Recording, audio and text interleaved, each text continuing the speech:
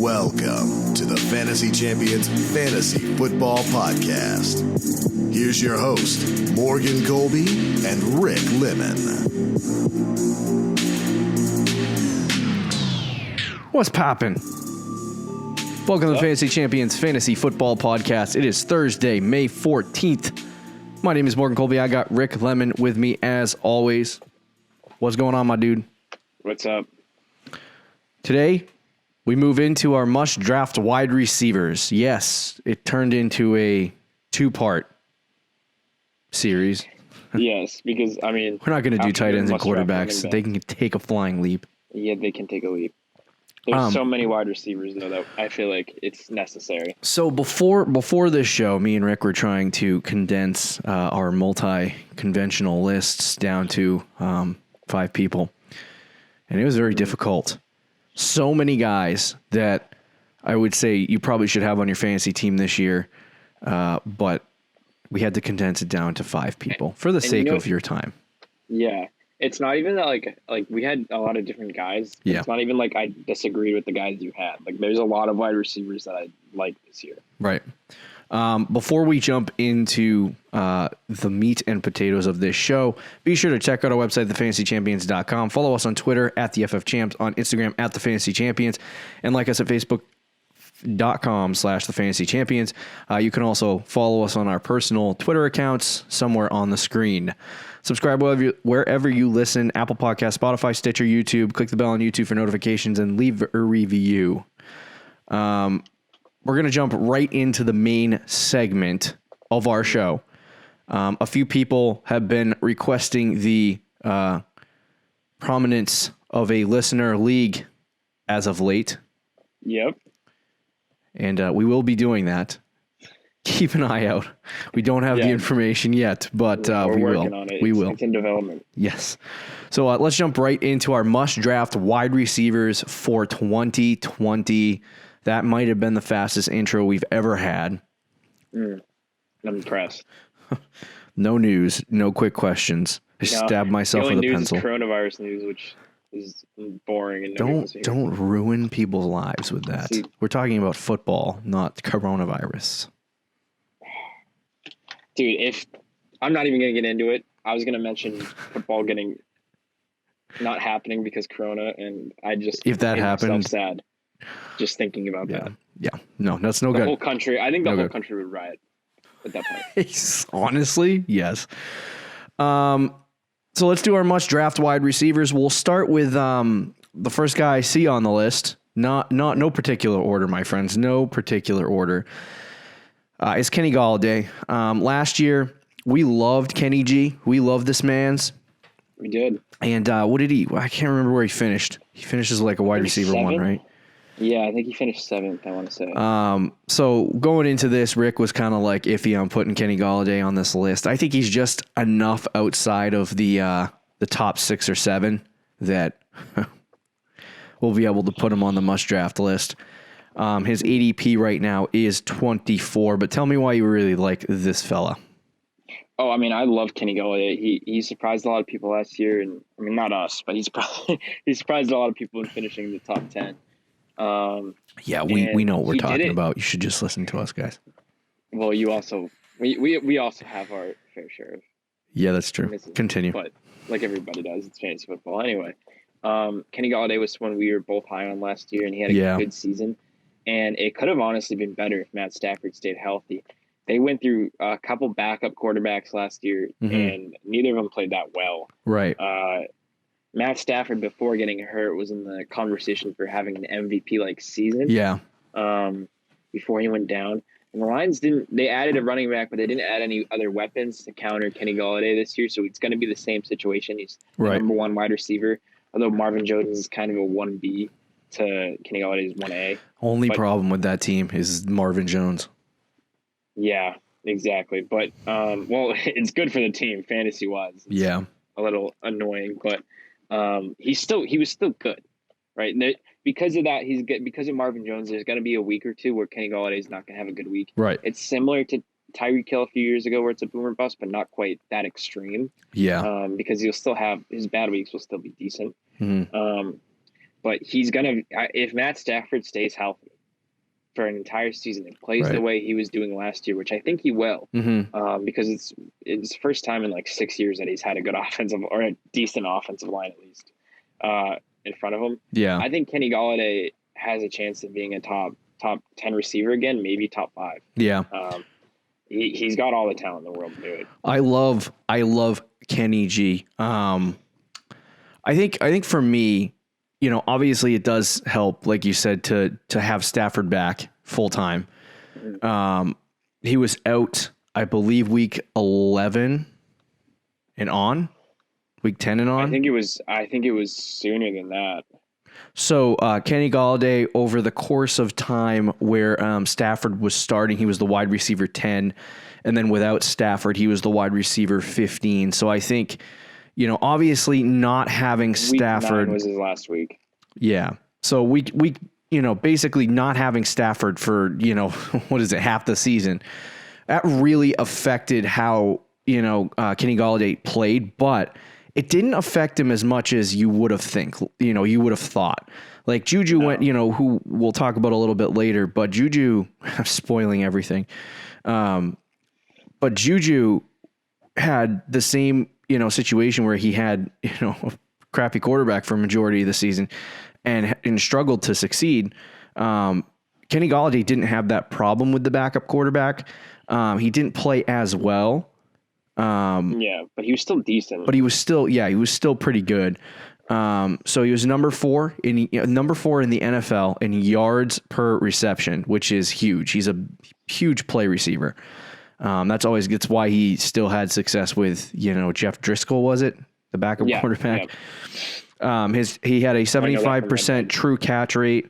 The interesting thing is he had 116 targets, but only caught I think it was somewhere around 60 balls, somewhere in that range.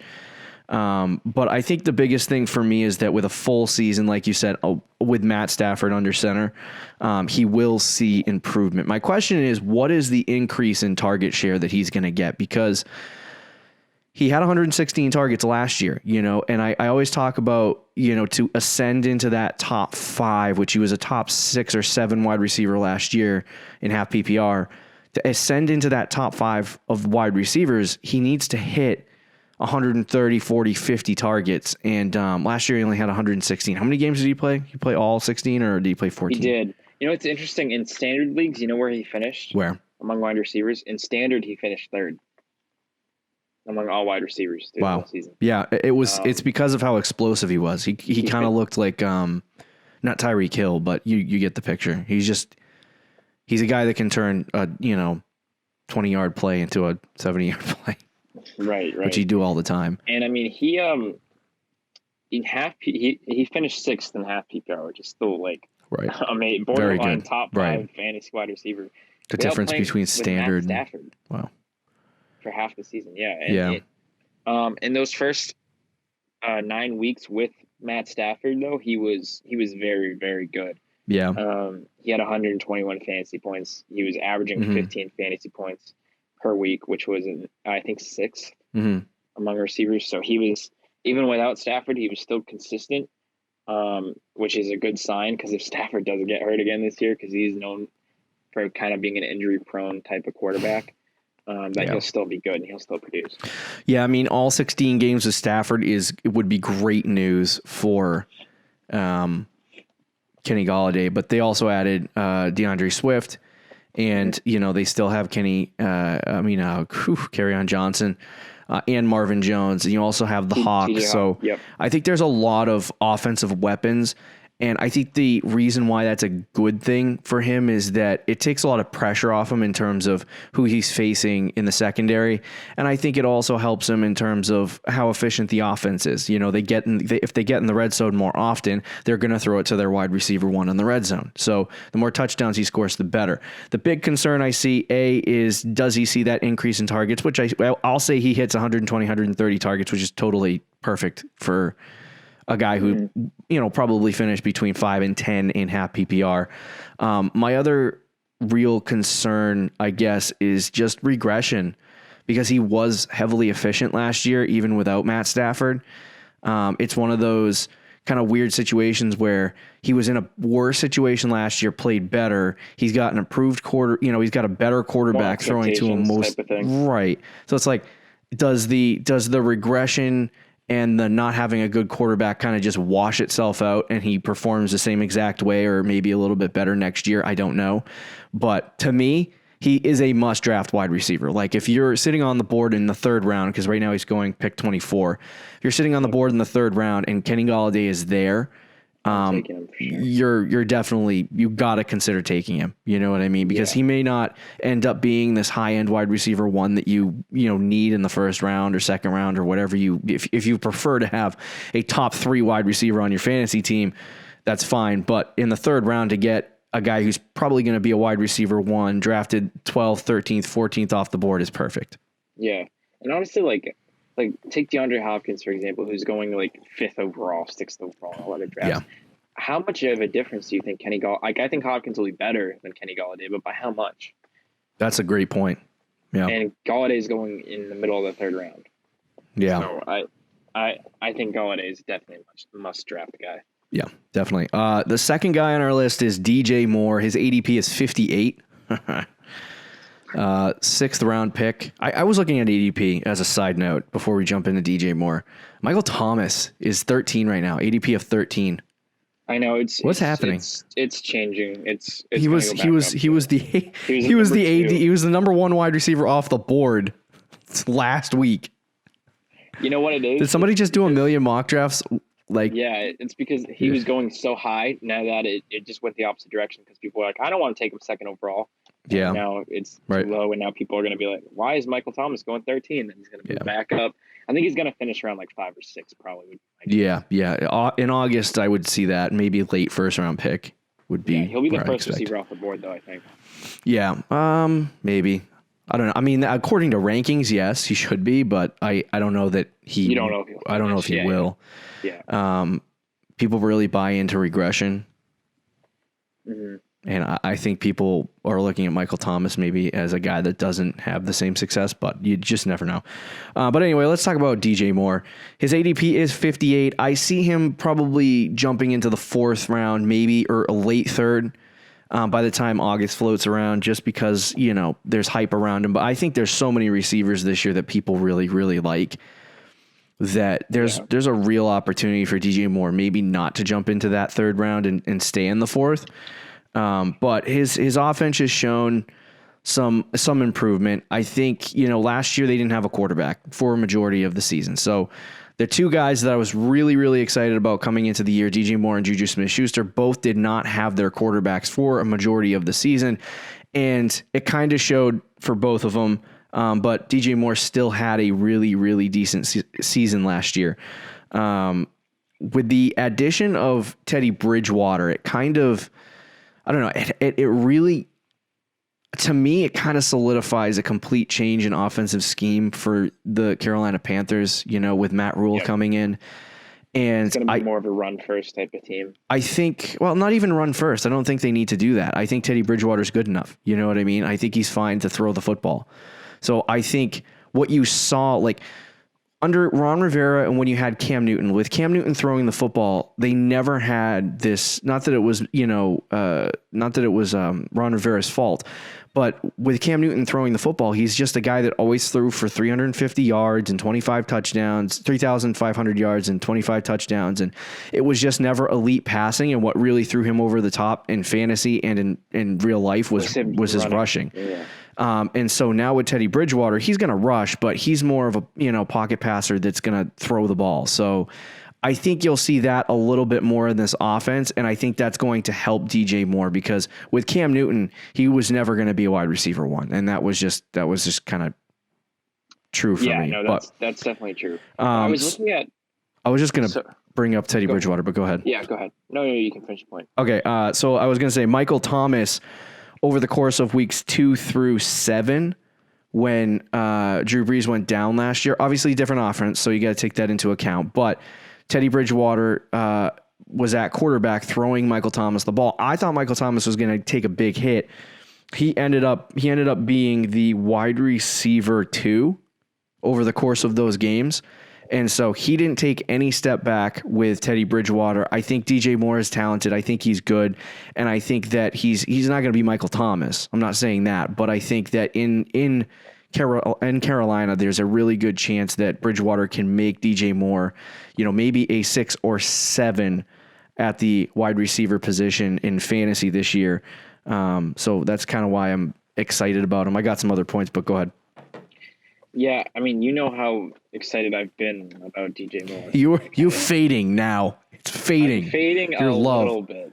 Just a little bit, because you're right. There is hype for him. Fantasy Pros, I think, has him ranked as the 11th receiver right now. So yeah, I think he's going to move up boards and sleeper. And also, I was looking at Carolina's stats last year, team stats.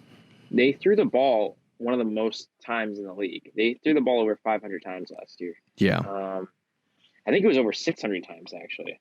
They threw the ball. They were always playing from behind, so. They were, yes. And I looked at Matt Rule and what he did at Baylor, and he ran the ball more than he threw the ball. Right. So I do think he likes to, and with McCaffrey there, and Bridgewater, is an upgrade. Believe me, he's an upgrade of what they had. But he is kind of known as a game manager type quarterback. I don't think that's going to affect DJ Moore. I think it'll affect maybe a few other players on the team. But I think DJ Moore being the wide receiver 1 and the comfort, the little safety blanket for the Carolina Panthers, I'm not sure that that's going to hurt him necessarily. Like, they're not going to throw it as much. But, I mean, DJ Moore had 135 targets last year. If he's efficient, then it won't matter. You're right. And they also added Robbie Anderson, which kind of put another needle in it. And I was like, I don't like that at all. Yeah. Because Robbie Anderson is kind of a big play, deep threat kind of guy and might take away some targets or touchdowns from DJ Moore. But I still like DJ Moore. Don't get me wrong. Like, the way he finished last year with Kyle Allen and Will Grier as his quarterback, it was ridiculous. He had a run of 8 straight weeks of being having 10 plus fantasy points. Right. He was phenomenal in the second half of last year, and he only had 4 touchdowns. He had over 1,000 yards. Yeah, I think that was his biggest.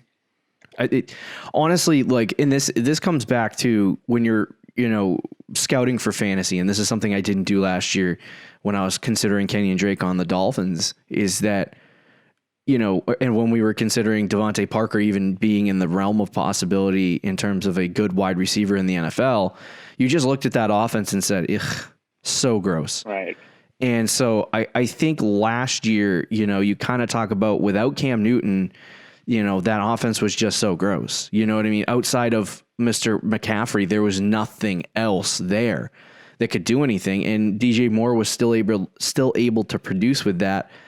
And I just have a feeling that if Bridgewater and DJ Moore connect, there's a really great shot that DJ Moore could end up being, one of those fifth round breakout wide receivers that ends up being a ridiculous pick next year. And we'll be like, don't draft DJ Moore 2.0. Yeah. Chris Godwin 2.0. But the target share, I think, is definitely going to be honest with you, it'll probably stay the same. When I start projecting the Carolina Panthers, I'm probably going to project him with between 130 and 140 targets. I don't see that taking a massive increase unless Teddy Bridgewater does target him like he did Michael Thomas. That was also a different situation, though, because there was no number 2 receiver there. I mean, at the time, it was really just Michael Thomas, and I think Jared Cook was healthy. I don't know if he was injured at that point. Right. But Michael Thomas is always the only receiver there. I know. Well, now they added Emmanuel Sanders, so that might do something. Probably not. But anyway, yeah. I still really like DJ Moore. Especially if he's there in the 5th, 4th round. I will definitely take him.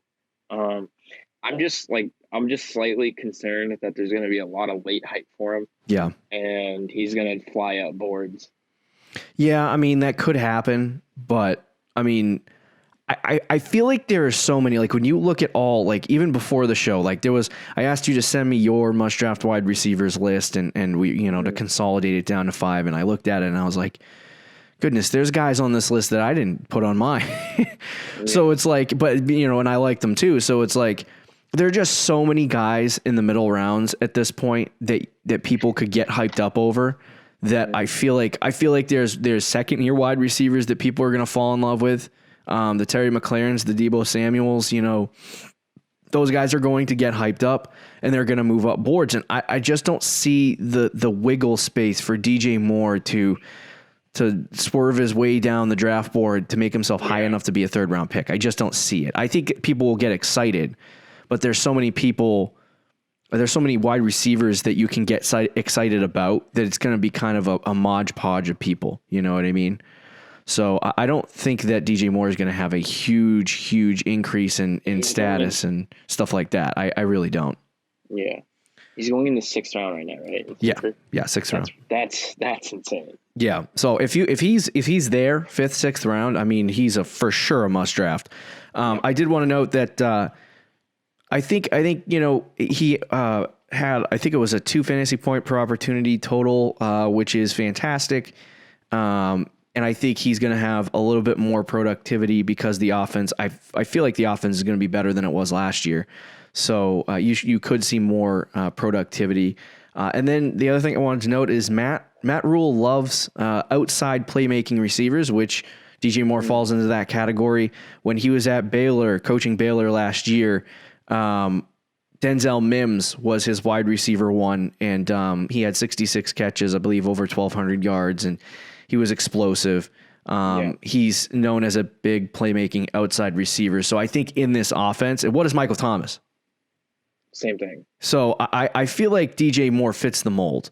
And I think he's way more talented than Robbie Anderson. So there's a really, really great shot for him to end up being a top 5 wide receiver if he does. I think the ceiling is that high. And I think the floor is low. I think he's, floor is mid-range wide receiver 2 if he stays healthy.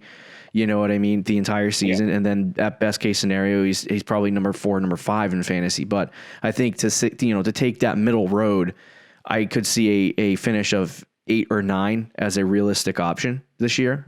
So I think that's why he's a must draft, especially in the 6th round. Let's talk about Debo. Why do you like Debo? Pick 37 in the draft? I absolutely love Debo. Whew. So he is pick 37 in the draft. You're getting me sweaty. In sleeper right now. Yeah, and I would take him there. But I think Fantasy Pros, I had his ranking a minute ago. It was late though. Like it's not what Sleeper is saying. It's further down. It's much further down. It's like 7th round. Okay. I think it was 7th or 8th round, according to Fantasy Pros. Okay. So it's 2 completely different aspects. But for me, I love Deebo Samuel this year. I'll just say why I like him. First of all, Emmanuel Sanders is gone. So they did draft Brandon Ayuk, but he's a rookie wide receiver. Yeah. So Debo is going to be the guy in that offense. I think George Kittle is kind of like the guy, but I think Debo is like the guy. Yeah. They also Jimmy Garofalo. I know you're going to be like but he last year he was coming off a torn ACL, right? And if you look at quarterbacks who come off a torn ACL, Carson Wentz. As long as you don't project Jimmy Garoppolo to be in the top 5 of fantasy. I'm not saying he's going to be in the top 5. Oh, here we go. Statistically, we've been on this train before. No. He's not going to be in the top 5. I don't think he's going to be in the top 5. All right, good. But statistically, he might be better than he was last year. Yeah, I don't disagree with that. Most quarterbacks that come off an ACL injury, their first year back, statistically isn't great. Carson Wentz, was it 2 years ago? Yeah. Yeah, 2 years ago. And then Tom Brady, his took him a couple years. He tore his ACL. Yeah. And in 2009, he had 26 touchdowns and 14 interceptions. Yeah. And then 2010, he had like 38 touchdowns and 5 interceptions or something like that. So he had a major leap. I'm not saying it's going to be like that because it's Tom Brady, but even like Wentz had a better season last year than he did the year before. So, right. So the ACL thing is real. I think he might have he'll be more comfortable this year. And Debo is also taking that year 2 jump, which we talk about with receivers a lot. Yeah. After their rookie season, the year 2 or year 3 jump. I mean, even DJ Moore, who last year, his year 2 jump, it wasn't as high because of his touchdowns, but his receptions and yards went flying up. So there is that aspect to it as well. And I also think he's Jimmy Garoppolo's go-to guy. Yeah. I think the big concern really last year was the fact that, when you look at Deebo's numbers, they're not what you would want them to be when you're talking about a wide receiver one type player. You know, he had 81 targets, 57 receptions. So that's good, but that's only 5 targets a game. You know, in fantasy football, it's all about target share. It's all about production, and 5 targets a game is just not, it doesn't cut it. You know what I mean? But he is a young rookie quarterback. I mean, he was a young rookie wide receiver, so he's not going to get that target share. I believe they also had Emmanuel Sanders last year. Is that right? Yes, they had Emmanuel. How long did he play the whole season? He did not play the whole season. Okay, all right. So anyway, they were throwing it to a plethora of guys, more specifically George Kittle. They drafted a wide receiver this year, Brandon Ayuk. Dante Pettis, who we thought was going to be good, has there's talks that he might get. Yeah, that's what I'm saying. That's what I was just about to say is that he's going to get cut. So, or good chances that he's going to get cut. But Deebo is ready to explode. He's projected to be the wide receiver 1 on the team. Over the course of weeks 10 through 17, he was the wide receiver 6 overall. Yep. And he has one of those fancy point per opportunity totals of 2.3, which is highly efficient. Yep. Which gets me sweaty. Like I said, only those 81 targets are really concerning, but at the same time, I think there could be an increase, especially if Jimmy G does take a little bit of a step forward this year. You could see an increase to 120 to 130 targets, which is right around where Mr. Godwin was, who, according to Player Profiler, is his comp. So, I'm sweaty about Deebo. Yeah, and he also had 14 rushes last year for 159 yards and 3 touchdowns, which could improve his floor if they utilize him in that same way, giving him 10 to 15 rushes on the season, and he ends up with 150 rushing yards and a couple of touchdowns. That could be enough for him to give you a floor that is good enough to just draft him anyway. So, and his true catch rate is 82%, which is absurd. So yeah. I think for me, Deebo is ready for an explosion. I think the only leap that he needs to get over is the targets. And I like the San Francisco 49ers offense is good, and we know that. But the concerns for me have always been like, they run the ball a lot? They run the ball a lot, but I don't even care about that. It's more or less the fact that like nothing Kyle Shanahan does ever makes any sense for fantasy football. That is true. But besides George Kittle. So but when Kyle Shanahan was the offensive coordinator for the Falcons, I believe, he did that, right? I think. Yes, he was the offensive. And Julio Jones was his wide receiver 1. Yep. So you could see that happen with Deebo. I'm not talking about, he's not going to be Julio. He's not going to be Julio, but I'm just saying I could see 140 targets go his way this year. And if he hits that total, Rick, he could be a top 5 wide receiver, and to nab that guy, I don't care where he is, 4th round. You could to nab that guy in the 4th round, the 3rd round, even if he's a 2nd round pick, which is a little high for me, but that's kind of it's a stretch. But he won't reach the 2nd round because there's so many good top receivers. So there's a really good chance that Deebo Samuel ends up being a 4th round pick, 3rd round pick in that area. And he's perfect. You know what I mean? If you were to get DJ Moore or Kenny Golladay, Kenny Golladay in the 2nd round or the 3rd round, and then Deebo Samuel in the 4th round, you might have a very good breakout team on your hands. But exactly. I think Deebo Samuel is going to come in and he could be a league winner. That's how good he can be. But with Kyle Shanahan, you can never take anything for granted.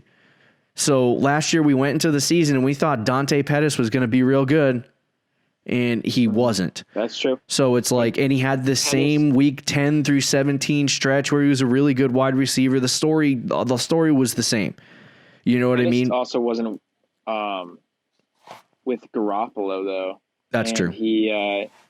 He also didn't play in the postseason, and I don't think he was as good as Deebo was. Right. He had a good week stretch, but he wasn't quite that level. And Deebo, remember, was a rookie last season, putting up those numbers, with the 57 catches, 800 yards.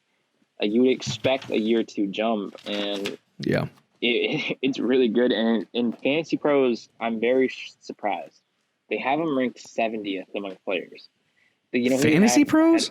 Yep. You know who was ahead of him among wide receivers? Who? Jarvis Landry and AJ Green and Terry McLaurin. Wow.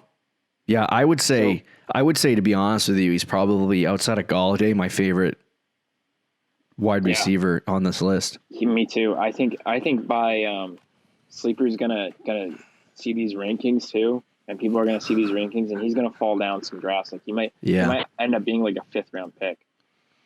I don't get it. Debo's a legit threat to be. Yeah.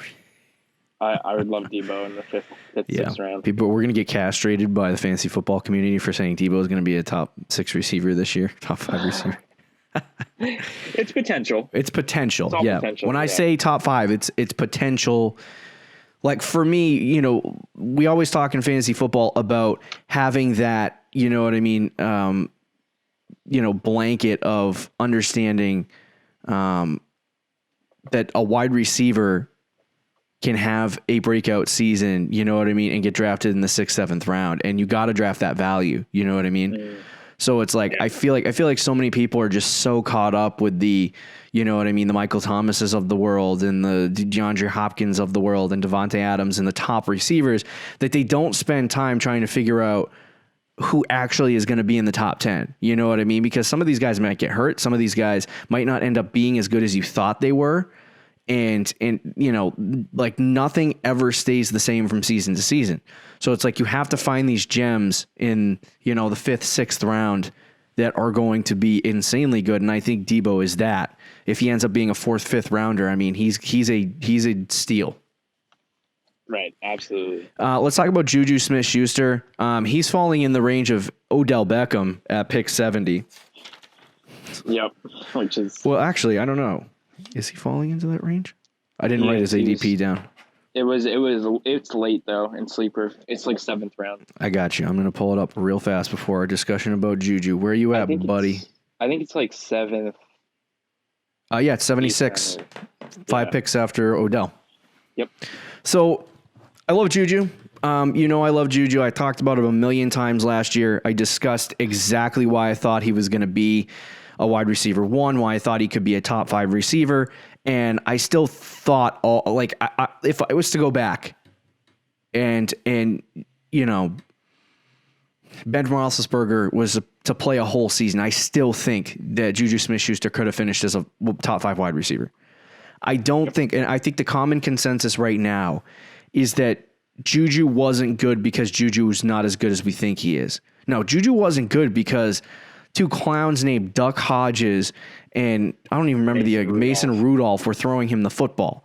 And so probably a better kicker than there were literally other options in free agency and they didn't try to find a better option. Freaking Steelers. But that's why Juju wasn't bad. He was still targeted 6 times a game and he's still the number 1 receiver on the Steelers, regardless of whatever your opinion is of Juju. He's still the number 1 guy, unless they bring Antonio Brown back, right? Mm-hmm. Which they traded him away because they didn't want him anymore. They wanted to get rid of that problem. They're not bringing Antonio Brown back. He's still going to be the wide receiver 1. They're not going to trade for somebody that's better than Juju. It's not going to happen. He's still the wide receiver 1. So for me, I think he's going to increase his target share with Big Ben back to what it was, which was 160 targets last year, or in 2018, I should say. Yep. He had a 1.7 fantasy point per opportunity in 2018. In 2019, that decreased 0.3 points, which is significant at the end of the fantasy season. But he had a catch rate of a true catch rate for catchable targets, which was not a lot of catchable targets, I'll say that, but of 80%. So Big Ben throwing him the football probably is going to get a little more accurate. I feel like Juju has a chance to really explode onto the scene again this year. at an extremely low value. And if you're sitting in the 8th round and you are looking at a wide receiver, there's no way you don't take Juju. He is a 100% a must draft. He's a must draft in the 6th round. He's a must draft in the 5th round. He's a must draft in the 4th round. But if you're starting to talk about the 3rd and 2nd round, then you can start questioning whether or not the value is there. But I don't think he's going to jump up. He burned so many people last year that he's just not going to jump up into that conversation. If Schuster is on the board in the 8th round and I'm picking, I'm running around circles around my house. I mean, that would be you start sweating. Value, right? People fail to realize, he burned a lot of people last year, right? Yeah. And I've talked about this on the show before, but the one game he played with Big Ben, if you remember, he was matched up against Stephon Gilmore, 11 targets in the league. Yeah, he had 6 receptions for 78 yards. Let me pull out his target totals while you're talking. He had 8 targets that game, actually. And that also, too, one of the things that he had 8 targets in that game. Yeah. I think one of the things that people don't consider about that situation either is that they tried to move him to the outside. Well. And when he was playing with Big Ben, he was playing on the outside. So I think if he plays in the slot, which is where he should be with Big Ben, and you got Deontay Johnson on the outside with who's the other guy they just picked up that's going to play on the outside? Drafted? Yeah. So he'll play on the other side, but Juju's going to be in the middle. And so I feel like he's going to get more of a target share, but I mean 9 targets a game, that's solid. You know what I mean? He's not going to be, DeAndre Hopkins last year getting 12 targets a game. You know what I mean? But 9-10 targets a game, that's really good. Throws the ball as much as he did 2 years ago. It depends on how sucky the Steelers defense is. Yeah. Well, the Steelers defense is going to be good. I think the only problem they're not sucky. I'll take that. Not nearly as good as he was 2 years ago, which I think is the case. But I think Big Ben is not a great quarterback anymore, and he's still much better than Mason Rudolph. Oh, for sure. Rodgers. If this was prime Ben Roethlisberger or Ben Roethlisberger 3 years ago, I'd be saying Juju should be in the top 5 among wide receivers, right? Yeah, right. And he should maybe even top 3. I would be that high on Juju. The problem is I think Big Ben kind of caps his ceiling, but he's still, to me, going to be a top 10 fantasy wide receiver this year. Yeah, he's definitely a must-own. There's no doubt about it. Top 12, at least. So I was going to put Cooper Kupp on this. So we had Cooper Kupp, Adam Thielen, some guys. Let's talk about Terry McLaurin, because I just feel like talking about Terry McLaurin instead. All right. I hope you're prepared for that. So Rick put Terry McLaurin on his list, and I took few minutes to talk about it. I mean, I think about it. And then I was like, we should talk about this guy. Sure. So he's an interesting player because the first half of the season he was good. When Dwayne Haskins came in, he kind of just disappeared. Yep. I picked him up off the waiver wire, had him on my team, traded him at a high value, ended up getting, I don't even remember who for him, but it was a good player. But I traded him when he was high, and then he completely collapsed. And then in the last 3 weeks of the season, in week 14, 15, and 16, the last 3 games he played, I believe those were with Haskins. I think it was with Haskins. I think it was week 15, 16, He was 17. the wide receiver 6 in all of fantasy football. Yep. He has 2 fantasy points per target. So he's in that range of being very, very efficient when targeted. And his QB rating, the QB rating for the quarterback who was playing when they targeted him was 115.9. So he makes receivers better. He has a 40 time of 4.35, which is in the 98th percentile. He's wicked fast, extremely talented, and he had 93 targets last year, which is only 6 a game. But I think if, he increases to 120 targets, he's going to be a top 12, top 14 wide receiver in fantasy football. High-end wide receiver, too, is probably where he'd land. I think he's a must-own because he's going in the 8th round. He's another, and I don't see him taking a massive leap forward in terms of ADP. So he'll probably end up maybe at best into the 6th round is what I'll say at the highest Fantasy value. Pros has him ranked in the 7th round, too. So I feel like it's not. I think he's going to be a 7th to 8th round pick. Right. I love Terry McLaurin. Statistically wise for his whole season, he was similar to Debo. He had a little bit more yards and he had 7 touchdowns. Yeah. So he had a little bit more touchdowns, a little bit more yards. I mean, he, like you said, catch up mustard on the side. He was that fast. Like he is explosive. And I mean, the one Redskins game I watched, I think it was against the Vikings. Redskins game you watched? I watched some Redskins games, but dude, they were the most boring team in football last year. Yeah. They showed a clip of, I think it was whoever the top corner is with the Vikings. I don't know if it was Xavier Rhodes or who it was, but he was matched up against their top corner. Yeah. And he put a route on him, and he just absolutely made him look like, he made the cornerback, who is one of the best corners in the league, look like he was a high school player. Wow. I mean, he demolished him as a rookie. And he just couldn't get the ball. This is one of the best route runners. Haskins overthrew him like 2, because this was one of Haskins' first games. He overthrew him like 2 times in a row. He was wide open. He's a great route runner. And he's explosive.